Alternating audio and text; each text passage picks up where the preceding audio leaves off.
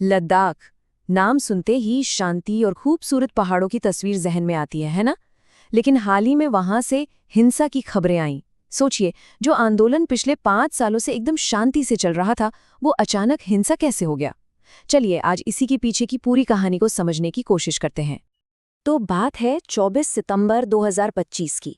लेह की सड़कों पर अचानक सब कुछ बदल गया। सालों से जो आंदोलन बिल्कुल शांति से अपनी मांगे रख रहा था, वो देखते ही देखते हिंसक झड़पों में तब्दील हो गया। सच कहूं तो ये एक ऐसा मोड़ था जिसकी शायद किसी ने भी उम्मीद नहीं की थी। ये जो तस्वीरें हैं, जली हुई गाड़ियां, सड़कों पर पत्थर, ये उस लद्दाख से बिल्कुल मेल नहीं खाती जिसे हम और आप जानते हैं। इस हिंसा ने वाकई एक बहुत गहरी चोट पहुंचाई है। और देखिए, इस हिंसा की बहुत भारी कीमत चुकानी पड़ी। इन झड़पों में 4 लोगों की जान चली गई और 30 से भी ज्यादा लोग घायल हुए। ये आंकड़ा बताता है कि उस दिन जमीनी हालात कितने ज्यादा गंभीर हो गए थे। जाहिर है, सिचुएशन को कंट्रोल करने के लिए प्रशासन को फौरन एक्शन लेना पड़ा। पूरे लेह में कर्फ्यू लगा दिया गया और 50 से ज्यादा प्रदर्शनकारियों को हिरासत में ले लिया गया।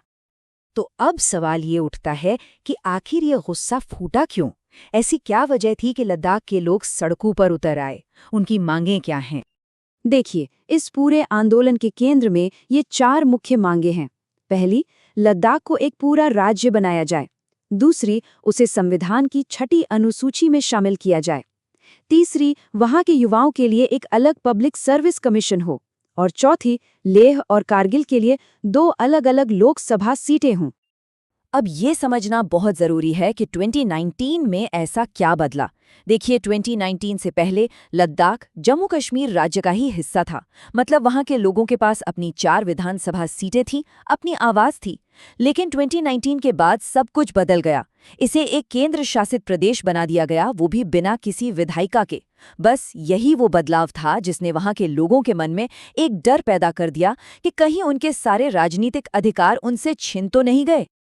इस पूरे आंदोलन का एक बहुत बड़ा चेहरा है सोनम वांगचुक। उनका कहना है कि ये प्रशासन का रवैया था जिसने उनके शांतिपूर्ण मार्च को हिंसा की तरफ धकेल दिया और उनकी 5 साल की मेहनत को एक ही दिन में तोड़कर रख दिया। इन चारों मांगों में से जो एक मांग सबसे ज्यादा अहम है, वो है 6ठी अनुसूची में शामिल होने की। तो चलिए अब जरा इसको थोड़ा और डिटेल में समझते हैं।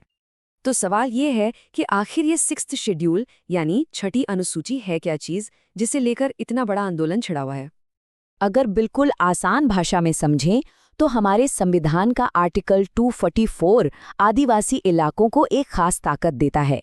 इसका मकसद ये है कि वहाँ के लोगों की ज़मीन, उनकी संस्कृति, उनकी पहचान को बाहरी दखल से बचाया जा सके और उन्हें अपने फैसले खुद लेने का हक मिले। और ये काम कैसे करता है? इसका तरीका काफ़ी सीधा है। गवर्नर को ऑटोनॉमस डिस्ट्रिक्ट काउंसिल्स यानी ADCs बनाने का अधिकार होता है। फिर इन काउंसिल्स को अपनी ज़मीन, जंगल और बाकी स्थानीय मामलों पर कानून बनाने का पावर मिल जाता है।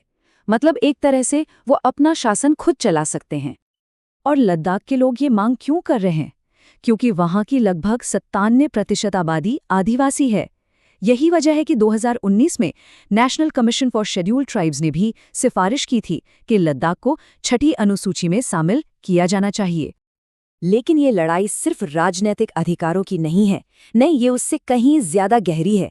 ये लड़ाई है लद्दाख की अपनी अलग पहचान, उसकी संस्कृति और उसके बहुत ही नाजुक पर्यावरण को बचाने की। ये जो शब्द है ना, ये इस लड़ाई की पूरी कहानी कह देते हैं। वहाँ के लोगों के लिए लद्दाख सिर्फ एक ज़मीन का टुकड़ा नहीं है, ये उनका घर है, उनकी विरासत है।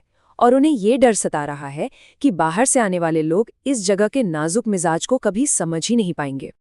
और ये डर कई तरह के हैं।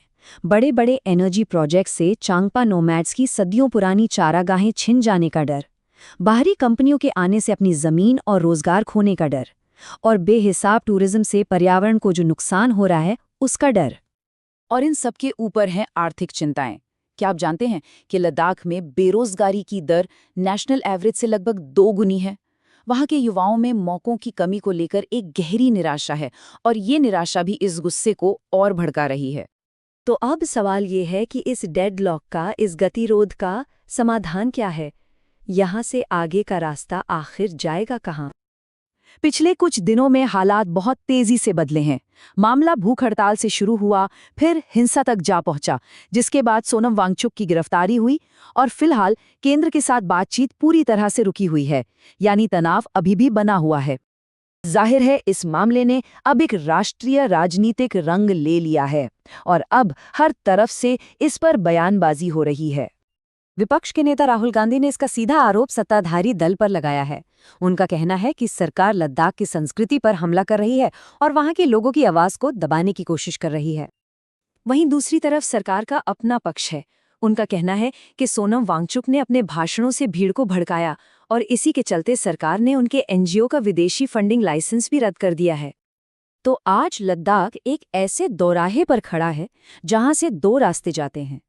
एक रास्ता है बड़े प्रोजेक्ट्स और बाहरी निवेश वाले विकास का, और दूसरा रास्ता है अपनी अनूठी पहचान, अपनी संस्कृति और अपने पर्यावरण को बचाने का। अब लद्दाख इनमें से कौन सा रास्ता चुनेगा, ये तो आने वाला वक्त ही बताएगा।